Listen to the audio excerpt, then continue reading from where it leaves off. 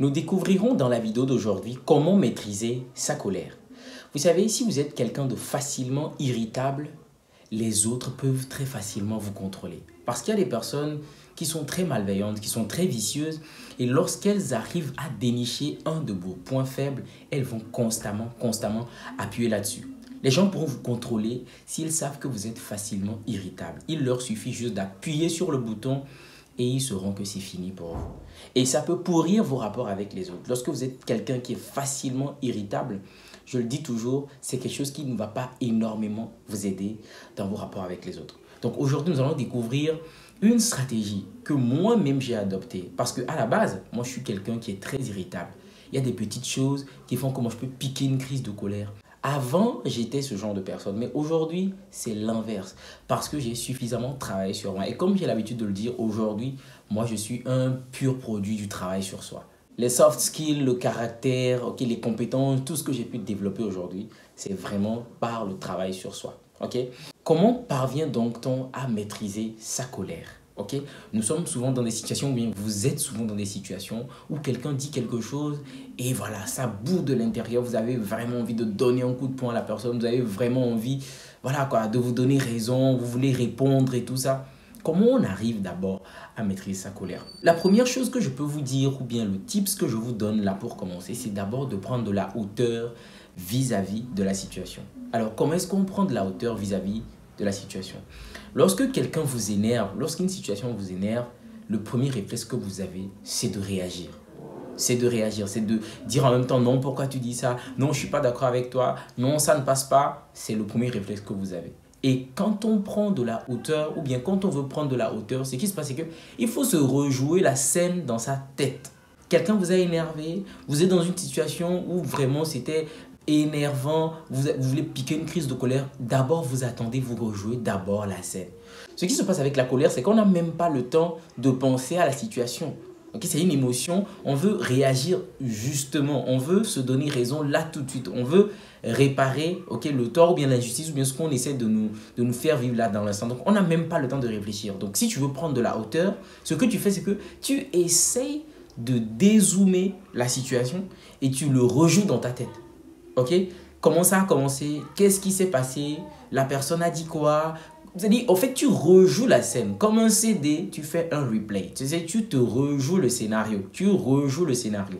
Et quand tu es en train de rejouer le scénario, ce qui se passe, c'est que il y a un temps qui est en train de passer. C'est-à-dire, là, tu n'es plus dans la réactivité. Quand tu te rejoues la scène, tu es justement en train de revoir proprement. C'est comme quand on voit dans les matchs, il y a une action. Dans l'instant, tout le monde crie « Ouais, il y a un penalty, il y a un penalty ». Mais ce qui se passe, c'est qu'on attend le ralenti pour vraiment voir les choses de façon très claire. Et là, on se dit « Ah, peut-être il n'y a pas eu de penalty » ou là, il n'y avait justement rien. On s'est trompé. Et donc, ça va être le même réflexe que vous devez avoir dans la situation. Quelqu'un vous énerve, il y a une situation qui s'est produite et vous voulez piquer une crise de colère. Ce que vous faites, c'est que vous rejouez d'abord la scène dans votre tête. Comment ça s'est déroulé.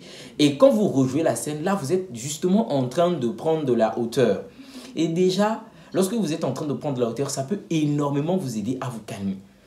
C'est-à-dire, vous avez fait pause et vous êtes en train de rejouer la scène et la façon dont vous appréhendez maintenant la situation peut être différente. Le seul effort que vous devez faire ici, c'est de réussir à ne pas réagir immédiatement. C'est tout.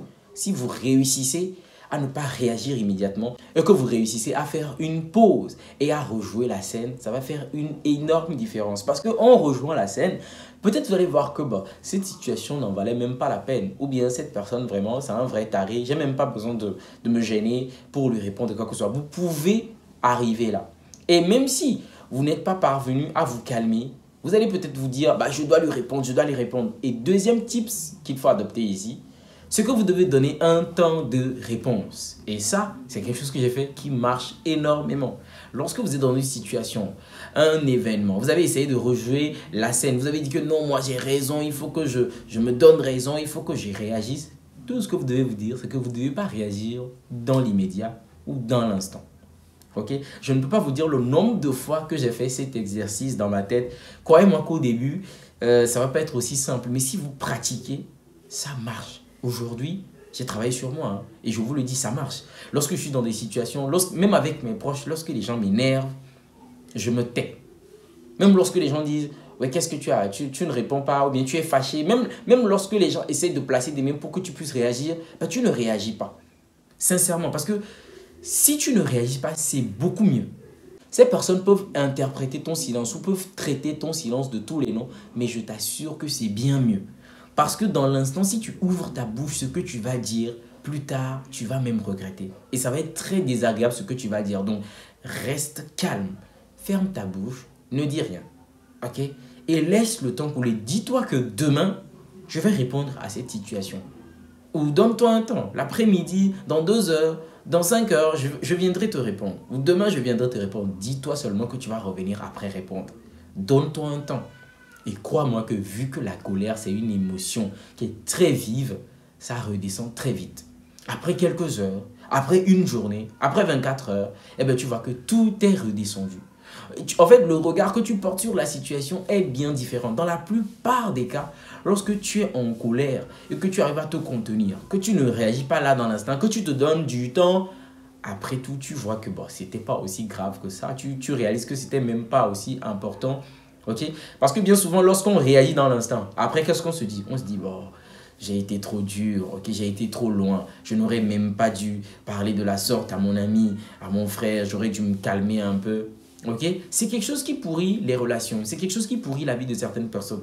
On arrive à les contrôler. Ok? Et il y a des personnes qui vont intentionnellement vous provoquer. Si les gens savent que vous êtes facilement irritable, que vous êtes quelqu'un qui n'arrive pas à vous contrôler, vous n'avez pas ce self-control, il y aura des gens, ok, qui, c'est pas dans le but d'obtenir cette chose ou bien de vous faire tomber, vont essayer de vous placer des pièges pour voir comment est-ce que vous allez réagir. Parce qu'ils savent que vous n'arrivez pas à vous contrôler. Et lorsque vous réussissez à vous contrôler, c'est fini. Vous avez le pouvoir. Les gens font des choses, les gens disent des choses, mais vous ne tombez pas dedans. Je prends l'exemple des réseaux sociaux. Aujourd'hui, moi, je suis sur les RS. Il arrive que certaines personnes laissent des commentaires complètement déplacés, très négatifs, ok?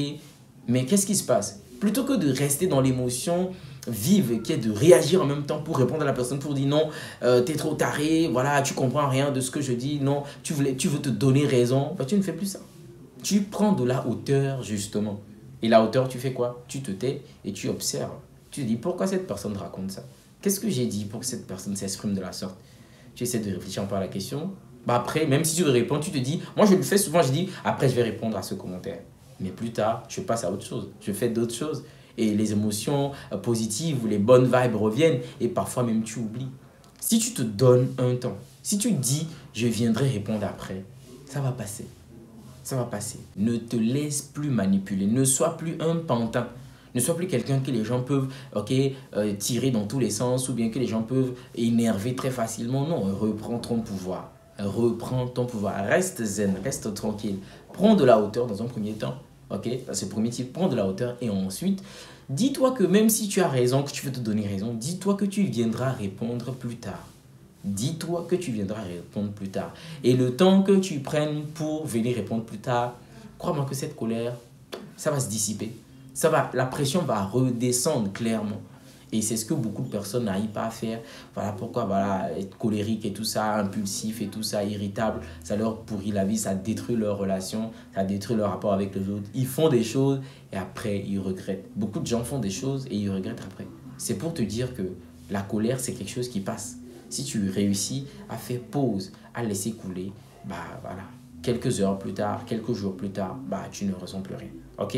J'espère que ce que j'ai partagé aujourd'hui avec toi t'a aidé, t'a nourri. Si c'est le cas, laisse-moi un pouce bleu pour le témoigner. Et si tu n'es pas abonné à la chaîne, pense à le faire. Ok? Moi, je te dis à la prochaine avec une nouvelle vidéo.